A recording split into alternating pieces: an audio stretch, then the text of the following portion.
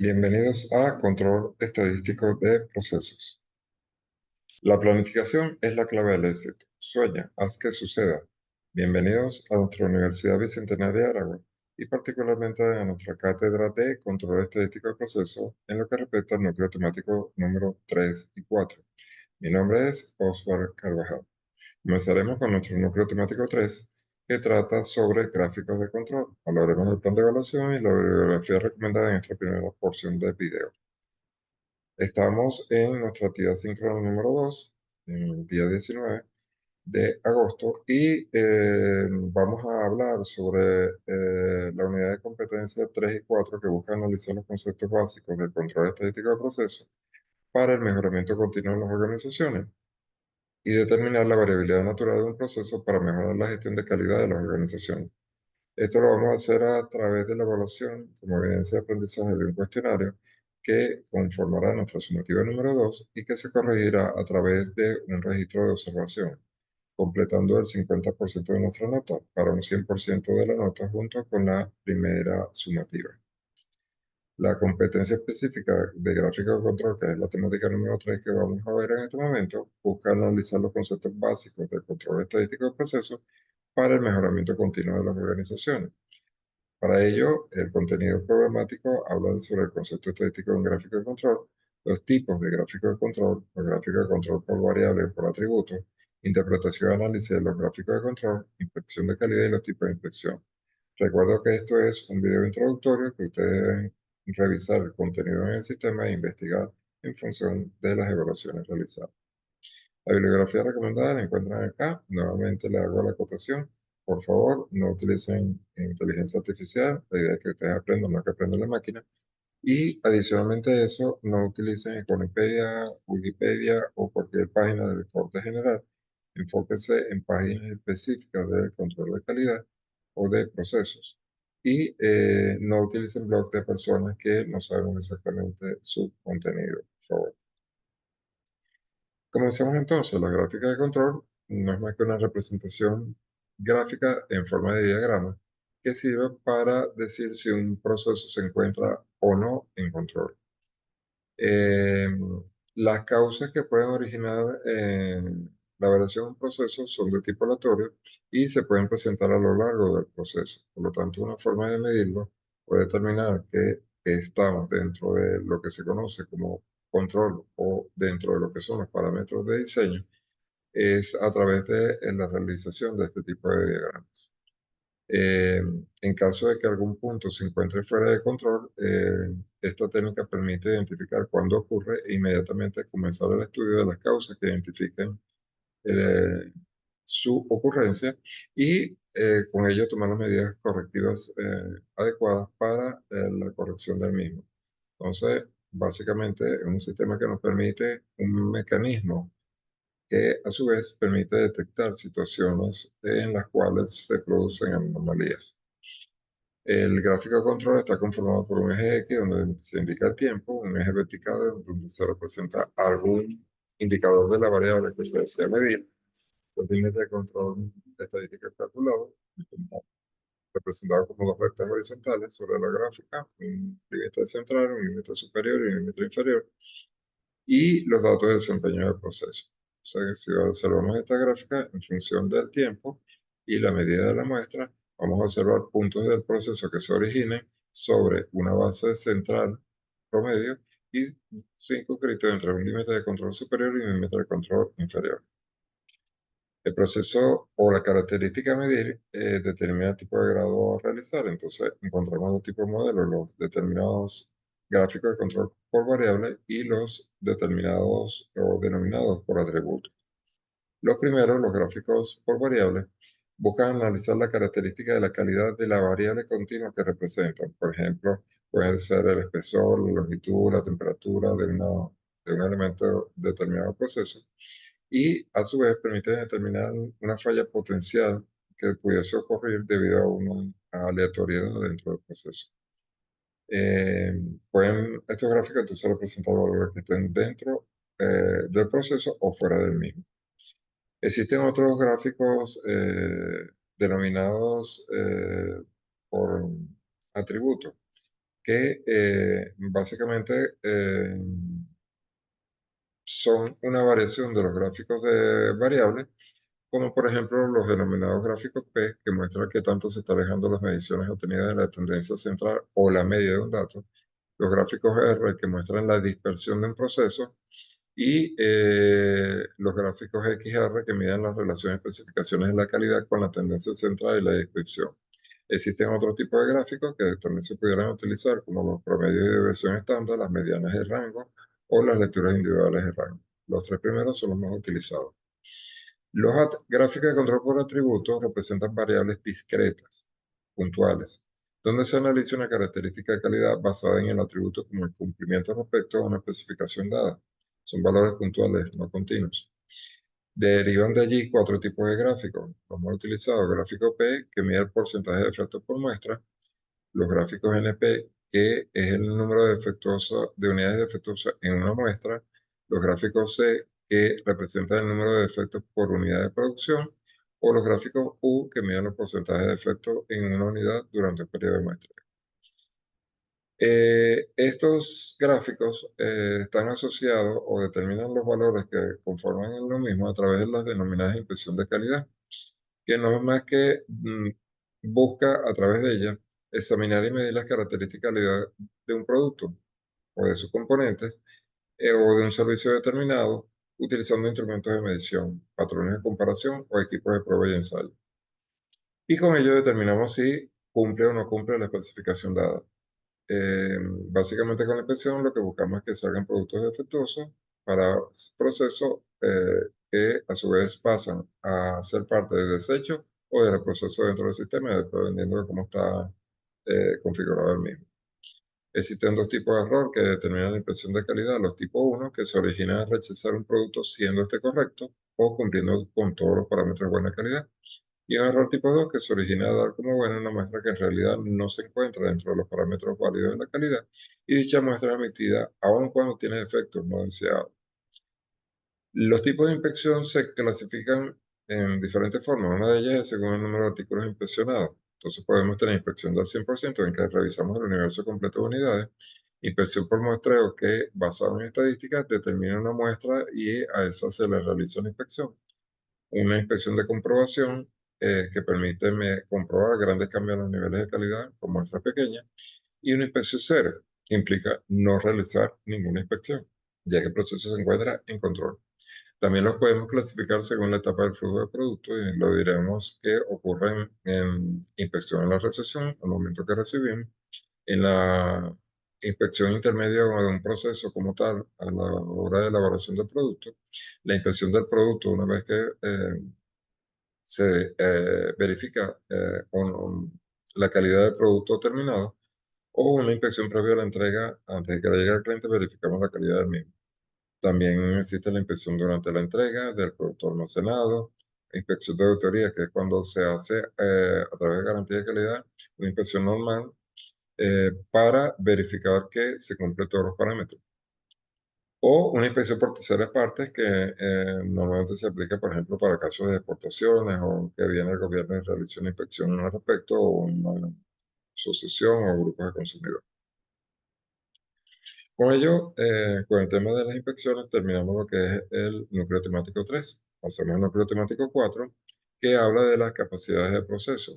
Nuevamente, ya lo dijimos, lo que era el plan de evaluación del curso y cuya competencia específica de este núcleo de capacidad de proceso se busca determinar la variabilidad natural del proceso para mejorar la gestión de calidad de las organizaciones. Tiene un contenido un poquito más largo que implica el concepto de capacidad de proceso, los pasos de estudio de un método o de una metodología para estudiar la capacidad de un proceso, la identificación de un patrón de variabilidad, los cálculos de índice, construcción de un intervalo de confianza, comprobación de la normalidad de los datos, los índices CP y CPK, variabilidad a corto y largo plazo, potencialidad del proceso y los índices P y PPK. La bibliografía recomendada la tienen acá, la misma solución anterior. Por favor, no utilicen inteligencia artificial, no utilicen eh, fuentes como Econopedia, Wikipedia o de ese índole en general, o páginas eh, personales que no, blogs personales, que no sabemos exactamente y qué tan confiable es la información que maneja. Ahora, ¿qué es la capacidad de proceso? No es más que un rango de variabilidad que en condiciones normales un proceso tiene debido a variables accidentales. Esas variables son de tipo aleatorio.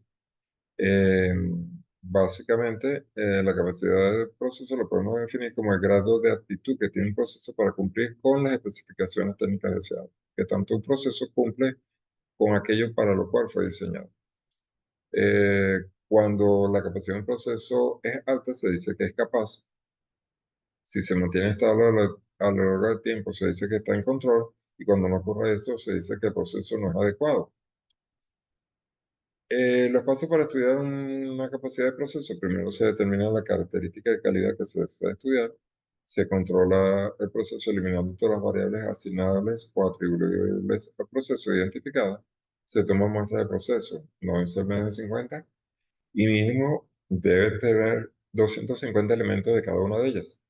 Se calcula la media y las desviaciones estándar del proceso mediante las fórmulas estadísticas que ya ustedes conocen de media y desviación, y se calculan los límites del proceso, eh, los cuales cumplen una distribución normal y que están restringidos entre más o menos 3 desviaciones.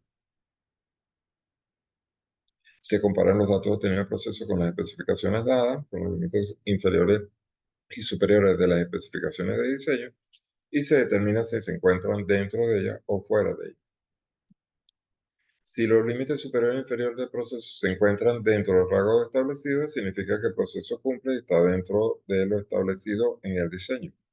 Ahora, si los límites se salen dentro de lo que es el límite de diseño, entonces tenemos una situación en que nuestro proceso no es capaz o está fuera de control. Las medidas de dispersión son utilizadas para medir la variabilidad de una variable de respuesta dentro de una muestra o población. Una de ellas es la varianza, que es la dispersión promedio que presenta cada dato evaluado con respecto a su valor medio. Existen otras medidas de dispersión como la desviación estándar, el coeficiente de variación, entre otras, y que nos permiten determinar la variabilidad de nuestro proceso. El intervalo de confianza busca describir la variabilidad de una medida obtenida en un estudio y la medida real de la población o su comparación con el valor real.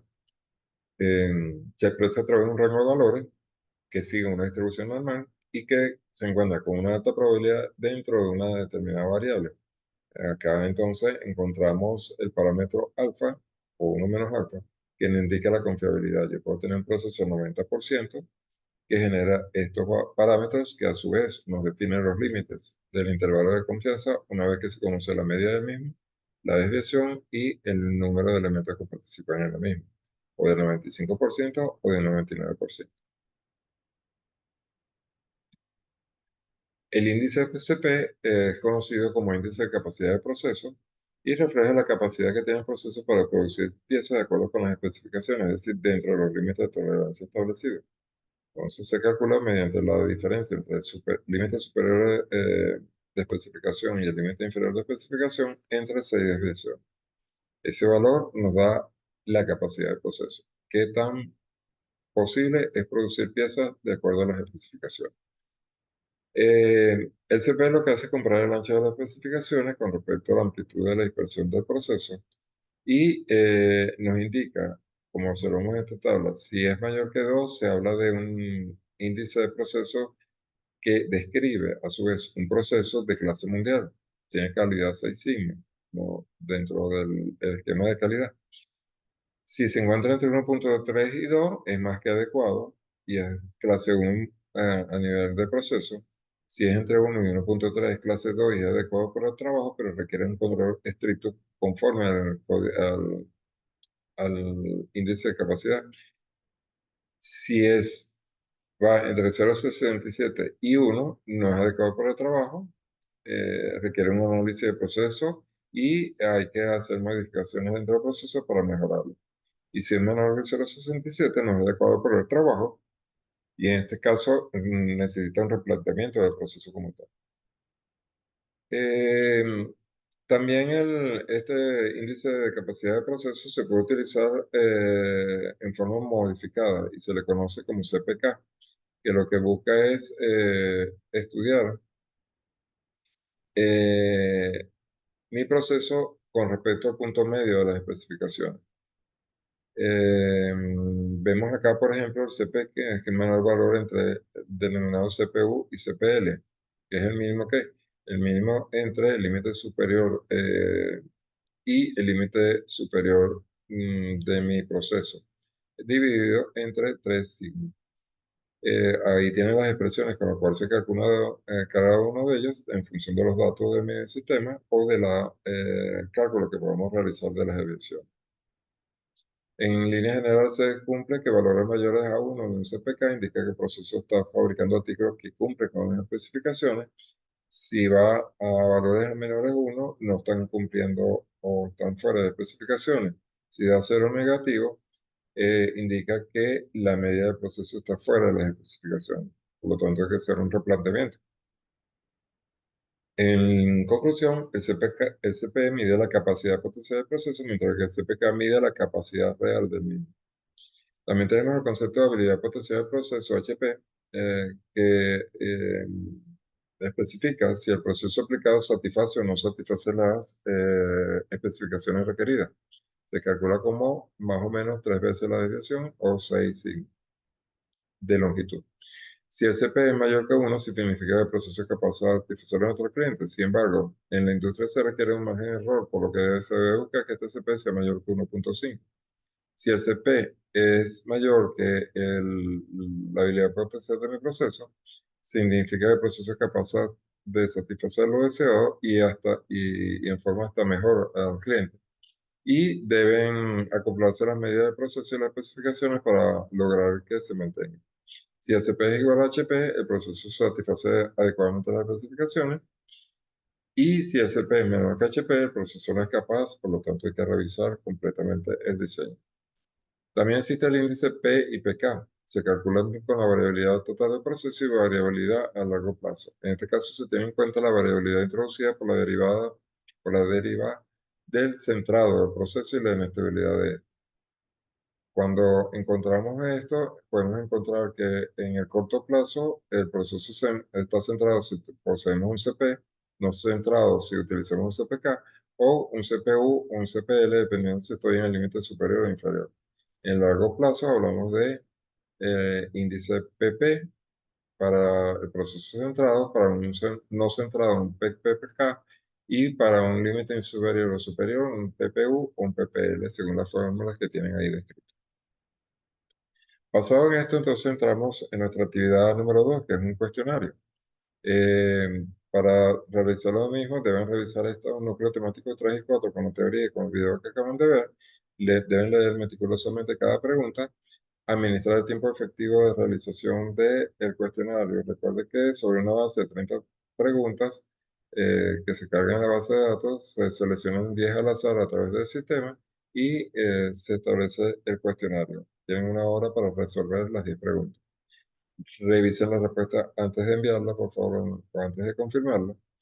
Y les recomiendo para el aprendizaje de esta unidad realizar un recorrido secuencial por la unidad de estudio, elaborar conclusiones con base a las lecturas realizadas, realizar la guía de la unidad de herramientas de control estadístico, el suministrado material mío en el sistema, investigue y visualice videos en YouTube sobre capacidad de proceso, intervalos de confianza de los índices, normalidad de los datos, tener normalidad en Excel, índices CP y CPK y P y PK.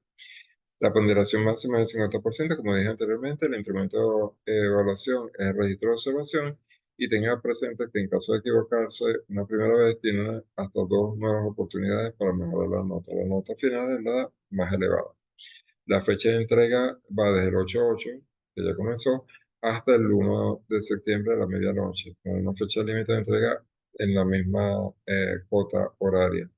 ¿Por qué? Porque no hay extensión. Si usted no entrega dentro del plazo establecido, lamentándolo mucho, no va a poder puntear para la evaluación establecida y no hay recuperación bajo ningún concepto.